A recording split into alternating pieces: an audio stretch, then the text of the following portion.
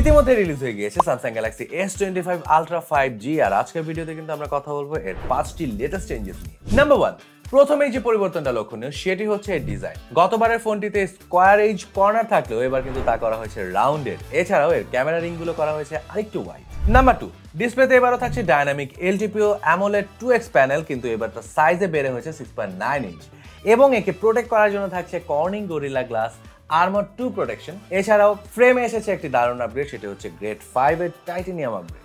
Number 3, processor হিসেবে এবার থাকছে স্ন্যাপড্রাগন 8 Elite, যা 3nm ফ্যাব্রিকেশনে বিল্ড করা। এছাড়াও ডিভাইসটিকে কুল রাখার জন্য অ্যাড করা হয়েছে 40% larger vapour chamber. Number 4, camera সেটআপে গতবারের 12 মেগাপিক্সেল আলট্রা ওয়াইডের পরিবর্তে যুক্ত হয়েছে 50 মেগাপিক্সেল আলট্রা ওয়াইড ক্যামেরা এবং বেটার ভিডিওগ্রাফির জন্য অ্যাড করা হয়েছে গ্যালাক্সি লক।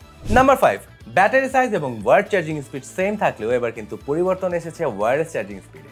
এবার অ্যাড করা হয়েছে 25 ওয়াট ওয়্যারলেস G2 চার্জার। তাছাড়াও গ্যালাক্সি AI One UI 7 সহ আরো বেশ কিছু আপগ্রেড তো থাকছেই।